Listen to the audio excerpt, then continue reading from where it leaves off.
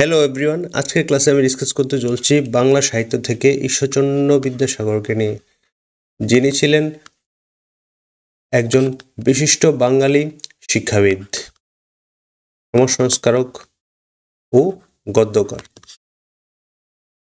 সমাজ সংস্কারক ও গদ্যকার। 1820 সালের 26শে সেপ্টেম্বর পশ্চিমবঙ্গের মেদিনীপুর জেলার বীরসিংহ গ্রামে বিদ্যাসাগর জন্মগ্রহণ করেন। কোন গ্রামে? পশ্চিমবঙ্গের মেদিনীপুর জেলার বীরসিংহ গ্রামে। হ্যাঁ, গ্রামটা কি ছিল? বীরসিংহ গ্রাম।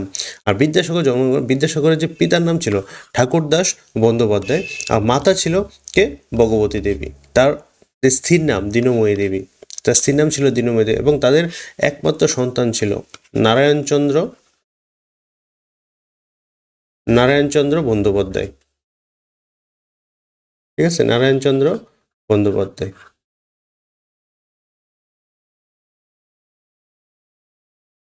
নারায়ণচন্দ্র বন্দ্যোপাধ্যায়, ঠিক আছে। এবং তার আসল নাম ছিল কি? ঈশ্বরচন্দ্র বন্দ্যোপাধ্যায়। এই যে বিদ্যাসাগরের আসল নাম ছিল ঈশ্বরচন্দ্র বন্দ্যোপাধ্যায়। সংস্কৃত ভাষা ও সাহিত্যে অগাধ পণ্ডিতের জন্য সংস্কৃত কলেজ থেকে 1839 সালে তিনি বিদ্যাসাগর উপাধি লাভ করেন। কত সালে? 1839 সালে তিনি কিন্তু বিদ্যাসাগর উপাধি লাভ করেছিলেন। 1891 সালে 29শে জুলাই তিনি মৃত্যুবরণ করেন। তো 1891 সালে 29শে জুলাই তিনি মৃত্যুবরণ করেন। এই যে ইম্পর্টেন্স ডেটগুলো আছে, উনি কোন গ্রামে জন্মগ্রহণ করেন? বীরসিংহ গ্রামে। কোন জেলার? পশ্চিমবঙ্গের মেদিনীপুর জেলায়। কত সনে? 1820 সালে 26শে সেপ্টেম্বর। এবং উনি যে কারণে ওনাকে বিদেশ উপাধি দেওয়া হয় প্রচণ্ড অগাধ পাণ্ডিত্যের জন্য সংস্কৃত কলেজ থেকে ওনাকে কত সনে? 1839 সালে তিনি বিদ্যাসাগর উপাধি লাভ করেছিলেন। এবং ওনার যে দুইটা ছদ্মনাম, অশ্বচিত উপযুক্ত ভাইপোষ্য, কস্যচিত উপযুক্ত ভাইপোষ্য, আর একটা হলো কস্যচিত উপযুক্ত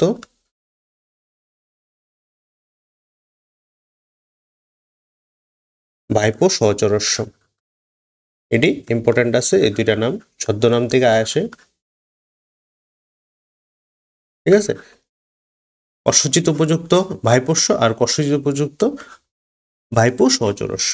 তো এইগুলা খুব ইম্পর্টেন্ট, যে আন্ডারলাইনগুলি বা যেগুলো ডিসকাস করলাম আর কি। আরেকটা জিনিস, ওনার প্রচেষ্টায় কিন্তু বিধবা বিবাহ আইন প্রচলিত হয়েছিল 1856 সালে।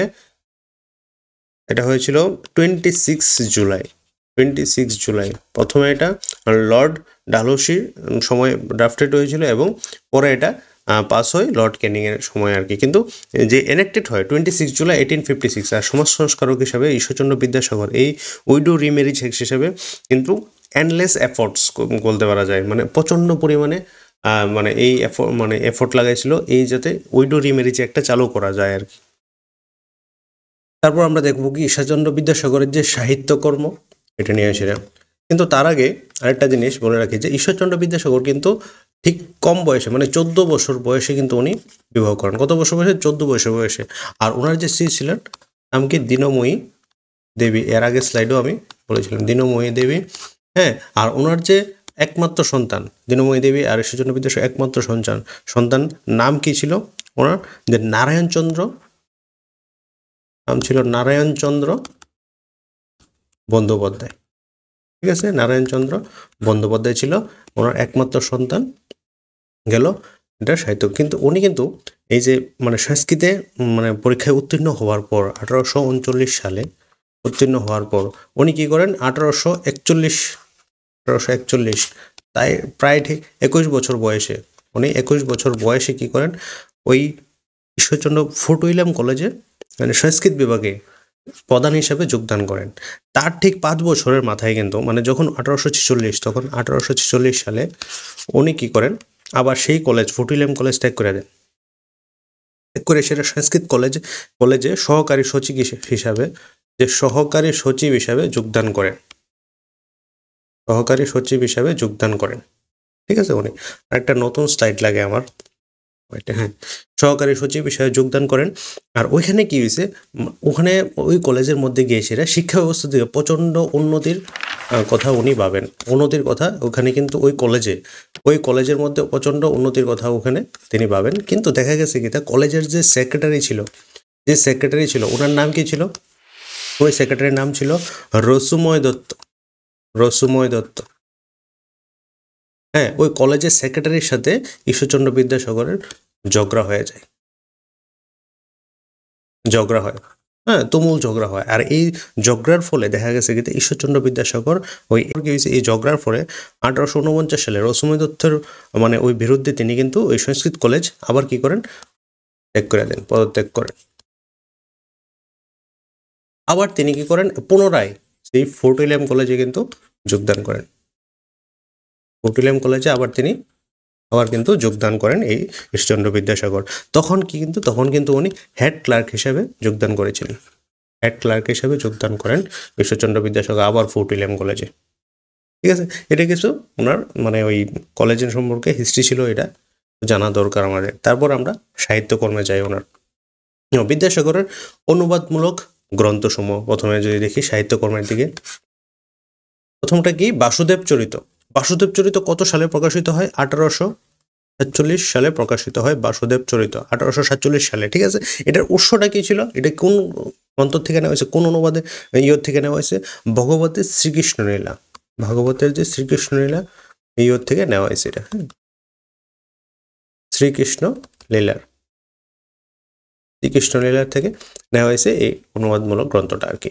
তারপরে কি Betal Panchabingshati. Betal Panchabingshati in the same ইয়ার 1847 সালে প্রকাশিত হয়। 1847 সালে প্রকাশিত হয়। আর এটার যে উৎসটা এটা নেওয়া হয়েছে বেতাল 25 থেকে, মানে হিন্দি বেতাল 25 থেকে কিন্তু এটা নেওয়া হয়েছে এই অনুবাদটা। ঠিক আছে, বেতাল 25 থেকে নেওয়া হয়েছে। ঠিক আমার সাথে সাথে যদি ভিডিওর সাথে সাথে মানে ক্লাসের সাথে সাথে যদি মানে ফলো করা যায়, মানে ঠিকভাবে ফলো করা যায়, তাহলে কিন্তু আমরা মুখস্থ হয়ে যাবো কিন্তু এমনি। ঠিক আছে, বাংলার ইতিহাস। নেক্সট হলো কি বাংলার ইতিহাস। বাংলার ইতিহাস 1848 সালে প্রকাশিত হয়। এটার যে উৎস গ্রন্থটা, হলো কি হিস্ট্রি অফ বেঙ্গল, মার্শম্যানের হিস্ট্রি অফ বেঙ্গল। মার্শম্যানের হিস্ট্রি অফ বেঙ্গল থেকে কিন্তু বাংলার ইতিহাস নেওয়া হয়েছে। ঠিক আছে, হিস্ট্রি অফ বেঙ্গল। নেক্সট হলো জীবনচরিত প্রকাশকাল হলো কি 1849 সালে প্রকাশিত হয়। এটার যে উৎসটা, জীবনচরিত উৎস হলো চেম্বার্সের বায়োগ্রাফিক্স থেকে অনুবাদ করা হয়েছে এটা। ঠিক আছে, চেম্বার্সের বায়োগ্রাফিক্সের অনুবাদ হলো কি জীবনচরিত। ঠিক আছে, এটা কত সালে? 1849 সালে। নেক্সট হলো কি বোধোদয়ের প্রকাশকাল হলো 1851 সালে বোধোদয় প্রকাশিত হয়। আর এটার যে উৎস গ্রন্থটা রুডিমেন্ট অফ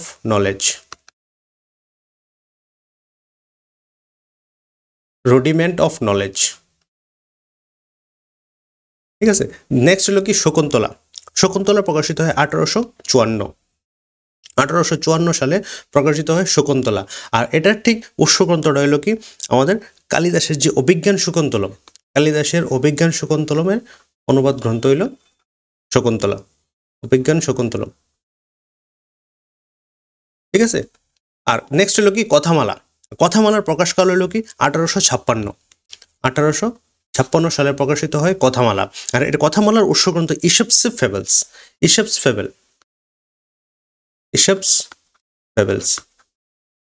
ফেবলস থেকে এই কথামালার নেওয়া হয়েছে আর কি, অবলম্বনে রচিত আর কি ইসপস ফেবলের। হ্যাঁ, নেক্সট হলো কি সীতার বনবাস প্রকাশিত হয় আমাদের 1860 খ্রিস্টাব্দে,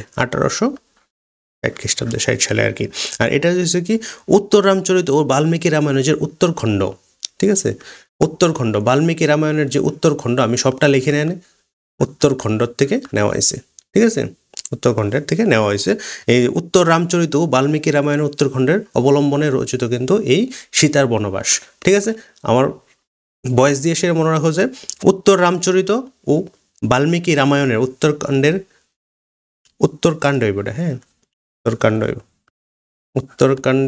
রচিত হয়েছে কি আমাদের এই সীতার বনবাস। আর ভ্রান্তিবিলাস হয়েছে কি প্রকাশকাল 1869 ভ্রান্তিবিলাস প্রকাশিত হয়। আর এটার যে মানে কোথা থেকে নেওয়া হয়েছে? শেক্সপিয়ারের কমেডি অফ এরার্স, শেক্সপিয়ারের comedy of errors.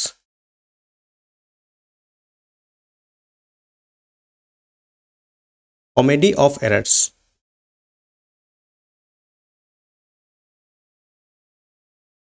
Comedy of errors থেকে নেওয়া হয়েছে এই ভ্রান্তিবিলাস। তাহলে এই গেল, এখানে আছে কি চারটা টোটাল আমাদের, আর এদিক দিয়ে আছে কি আমাদের টোটাল 5টা, টোটাল 9টা আছে আমাদের বিদ্যাসাগরের যে অনুবাদমূলক গ্রন্থসমূহ প্রধান প্রধান যেগুলি আছে আর কি। ঠিক আছে, তারপর আমরা নেক্সট যাই। তারপর আমরা দেখুন কি বিদ্যাসাগরের যে মৌলিক গ্রন্থসমূহগুলি আছে, বিদ্যাসাগরের ঠিক কয়টা মৌলিক গ্রন্থসমূহ আছে তার থেকে আমরা দেখুন যে প্রথমত হয়েছে কি সংস্কৃত ভাষা ও সাংস্কৃতিক বিষয়ক সাহিত্য বিষয়ক যে প্রস্তাব, এটার প্রকাশকাল ঠিক হয়েছে কি 1853 সালে।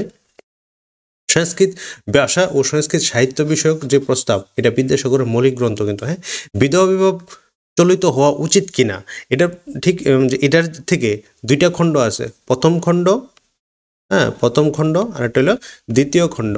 ঠিক আছে, এই দুটোটা খণ্ড কিন্তু প্রকাশকাল হয়েছে কোন সময়? 1855, 1855তে এই দুটোটা খণ্ড প্রকাশকাল হয়েছে।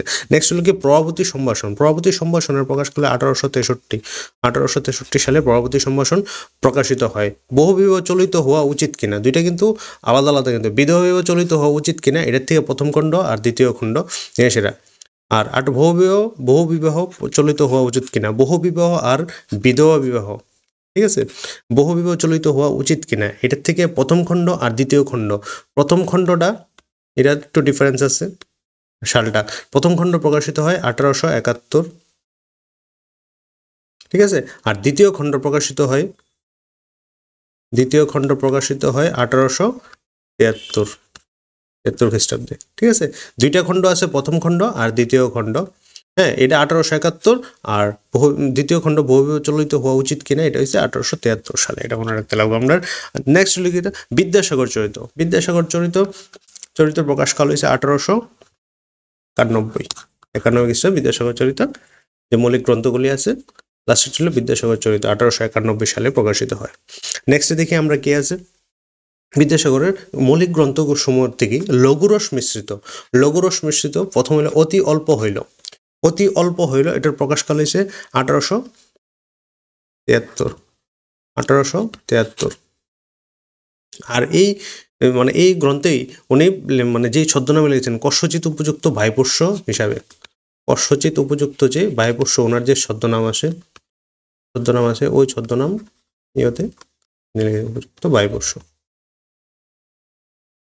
ছদ্মনামটি কিন্তু অতি অল্প হইল 1873, আবার অতি অল্প হইল, এটার প্রকাশকাল হইল 1873, সেম ইয়ারে আবার অতি অল্প হইল প্রকাশিত করেন।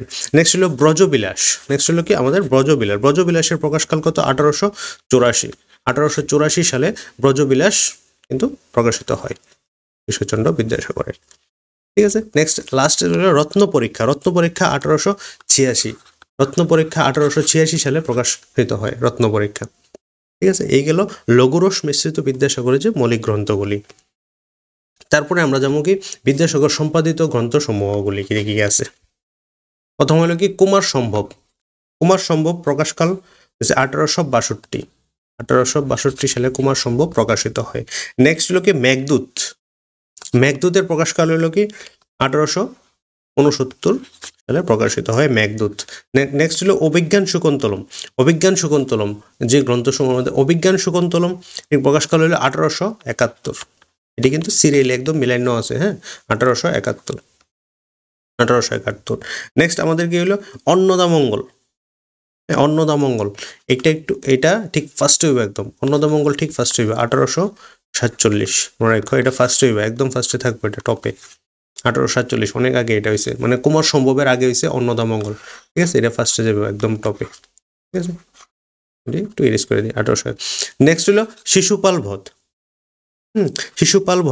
1853 শিশুপাল ভদম, এটাও ফার্স্ট থাকবো।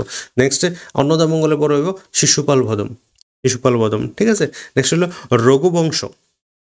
হ্যাঁ, রঘুবংশ হলো 1853, সেম ইয়ারে, সেম 1853, এটি প্রথমে থাকবো। হ্যাঁ, 1853 সালে কিন্তু রঘুবংশ প্রকাশিত হয়। নেক্সট হলো কাদম্বরী 1862, 1862 সালে প্রকাশিত হয় কাদম্বরী, যে সম্পাদিত যে গ্রন্থসমূহগুলি আসলো বিদ্যাসাগরের। তো কুমার সম্ভব ঠিক কাদম্বরীর পরে আইব কুমার সম্ভব। ঠিক আছে, ফার্স্ট নাম্বার হলো অন্নদামঙ্গল, সেকেন্ড হলো শিশুপাল বদম, রঘুবংশ, কাদম্বরী, নেক্সট তারপর হলো 5 নম্বর হলো কুমার সম্ভব।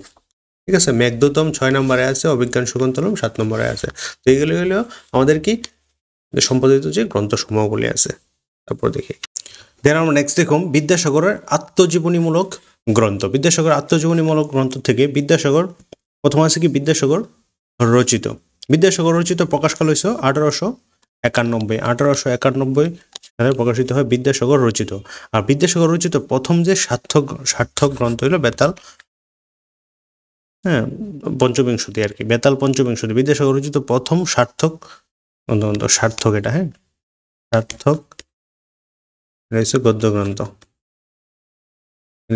সার্থক গদ্য গ্রন্থ বেতাল পঞ্চবিংশতি। আর বিদ্যাসাগর সম্পাদিত যে পত্রিকা,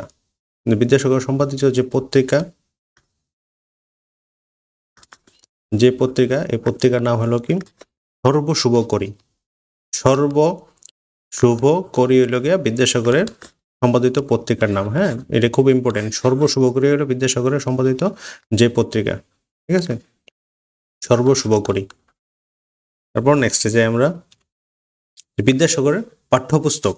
বিদ্যাসাগরের পাঠ্যপুস্তক যে প্রথম যে বর্ণপরিচয় প্রথম খণ্ড ও দ্বিতীয় যে ভাগ, প্রথম ভাগ আর দ্বিতীয় ভাগ, এটা হচ্ছে 1855 প্রকাশকাল হয়। বর্ণপরিচয় বিদ্যাসাগরের যে পুস্তক শ্রেণী যে রচনা আছে।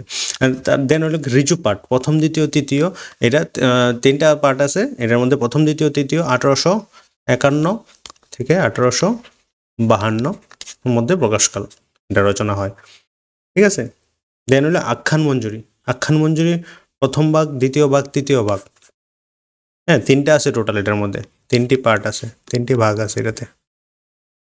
ঠিক আছে, নেক্সট হলো কি ব্যাকরণ কুমুদি প্রথম ভাগ, যে প্রথম যে ভাগটা আছে এটা রচিত কাল হয়েছে 1887 প্রথম ভাগ। হ্যাঁ, 1887 প্রথম ভাগ। আর এটা যে দ্বিতীয় ভাগটা রচিত হয়েছে 1888, তার ঠিক 1 বছর পরে, 1888। সংস্কৃত ব্যাকরণে উপক্রমণিকা। নেক্সট হলো সংস্কৃত ব্যাকরণে উপক্রমণিকা হলো প্রকাশকাল হলো 1851 সালে সংস্কৃত ব্যাকরণে উপক্রমণিকা রচিত হয়েছিল। আখ্যান মঞ্জুরির প্রকাশকালটা তোমরা আমার কমেন্ট বক্সে জানাও যে যেটা আখ্যান মঞ্জুরি কত সনে এটা প্রকাশকাল হয়েছে, কত সালের প্রকাশকাল হয়েছে। হ্যাঁ, তারপর তত্ত্ববোধিনী পত্রিকার প্রথম যে সম্পাদক ছিল অক্ষয় কুমার দত্ত। উনি যখন অসুস্থ হন তারপর কিন্তু বিদ্যাসাগরকে এই দায়িত্ব দেওয়া হয়েছে, মানে সম্পাদকের স্থান দেওয়া হয়েছে বিদ্যাসাগরকে। হ্যাঁ, আর তখন যে সনটা, মানে ওই প্রথম থেকে শুরু করে 1847 থেকে যে 1865 পর্যন্ত যে সময়কালটা, এই সময়কালটা কিন্তু তত্ত্ববোধিনী পর্ব বলা হয় এই সময়কালকে তত্ত্ববোধিনী পর্ব। আর এই সময়কালকেই বলা যাচ্ছে বিদ্যাসাগরের পর্ব কিন্তু। ঠিক আছে, আর এই তত্ত্ববোধিনী পত্রিকাটা ছিল কি একটা সাপ্তাহিক সংবাদপত্র, সাপ্তাহিক সংবাদপত্র। এটা প্রতিষ্ঠাতা হয়েছিল 1843 এবং শেষ হয়েছিল 1883-তে, মানে স্থগিত হয়েছে আর কি। আর এরপরে প্রকাশিত হয়েছে না, 1883-তে এটা মানে জাস্ট শেষ হয়েছে আর কি, মানে স্থগিত হয়েছে। এরপরে আর কিন্তু আর এই পত্রিকার কোনো প্রকাশকাল পাওয়া যায়নি আর কি, প্রকাশিত হয়নি আর কি কোনো পত্রিকার থেকে প্রকাশিত হয়নি। এটা সাপ্তাহিক একটা সংবাদপত্র। ঠিক আছে, তারপর একটা এখানে কোটেড লাইন আছে, the man to whom I have appealed has the genius and wisdom of an ancient sage, the energy of an Englishman and the heart of a Bengali mother. এই যে লাইনটা বলেছিল কবি মধুসূদন দত্ত। ছিল বিদ্যাসাগরের যে শিল্পী ব্যক্তিত্ব, এই বিদ্যাসাগরের শিল্পী ব্যক্তিত্ব দেখে সেরা কবি মধুসূদন দত্ত বলেছে, the man to whom I have appeal has the genius and wisdom of an ancient sage. মানে তার এই প্রতিভা দেখে সেরা কবি মধুসূদন দত্ত এই কথা বলেছিল। কিন্তু এমন মানুষ আমি এই প্রথম দেখলাম যে নাকি এত এনার্জি ইংলিশম্যান হিসাবে, and the heart of a Bengali mother মানে হার্ট ওয়ে সেরা ইংলিশ, এত ইংলিশম্যান হিসাবে এমন একজন লোক দেখলাম আমি। ঠিক আছে। আর বিদ্যাসাগরের যে যা রচিত হয়েছিল, যা সব কিছু কিন্তু রচিত মেইন ইয়েও কিন্তু ছিল কি তা মানে জনকল্যাণ। ঠিক আছে, মেইন উদ্দেশ্য কি তা ছিল জনকল্যাণ কিন্তু। তার যত সাহিত্য রচনা আছে, পাণ্ডিত্য মানে বা পুরুষ মনুষ্যত্ব বা কর্তব্যনিষ্ঠা বা যুক্তি বলো, বা তার যে আবেগ, হ্যাঁ, সবগুলি ছিল কিন্তু জনকল্যাণ। মানে এইগুলি ছিল কি তার সমন্বয় সব কিছু। তার মানে শিল্পী হৃদয়ের একজন মানুষ ছিল কিন্তু বিদ্যাসাগর, ঈশ্বরচন্দ্র বিদ্যাসাগর। আর ওনার যে সময়কালটা, মানে যে সময় জন্মগ্রহণ করেছিল, সেই যে সময়কালটারে বলা হয়েছে age of reason. Age of reason বলা হয়েছিল এই সময়কালটারে, এজ অফ রিজন। আর আরেকটা আছে রাইটস অফ ম্যানের যুগ, RIGHTS, রাইটস অফ ম্যানের যুগ। ঠিক আছে, রেকর্ডেড লাইনের মধ্যে আছে এজ অফ রিজন আর রাইটস অফ ম্যানের যুগ হয়েছে যে সময়কালে বিদ্যাসাগর জন্মগ্রহণ করেছিল। এজ অফ রিজন আর রাইটস অফ ম্যান, ঠিক আছে, এটি ইম্পর্টেন্ট আছে। এই সময়কালে আছে না, মানে যুক্তির দ্বারা মানবাধিকার প্রতিষ্ঠার উন্মেষকাল ছিল এই সময়কালের মধ্যে। রাইটস অফ ম্যান, এই যে সময়কাল বিদ্যাসাগর যে সময়কালে জন্মগ্রহণ করেছিল আর কি, ওই সময়কালে যুক্তির দ্বারা মানবাধিকার প্রতিষ্ঠার উন্মেষকাল ছিল। আর বিদ্যাসাগর ছিল ওই সময়কালের একজন সার্থক পুরোহিত ছিল বিদ্যাসাগর। এই যে রাইটস অফ ম্যান বা এজ অফ রিজন, ওই সময়কালের সার্থক পুরোহিত কে ছিল? ঈশ্বরচন্দ্র বিদ্যাসাগর। তো এই ছিল টোটালি ঈশ্বরচন্দ্র বিদ্যাসাগর থেকে যা যা টুকটাক বিষয়গুলি আছে, এভরিথিং মানে ছোট ছোট লাইন থেকে শুরু করে যা যা মানে ওনার যে সাহিত্য রচনাগুলি, ওনার যে জনকল্যাণময় যে রচনাগুলি আছে, সবগুলি নিয়ে এসে টোটালি ভিডিওটা। চলো টাটা, লাইক শেয়ার সাবস্ক্রাইব করে দিয়ে থ্যাংক ইউ।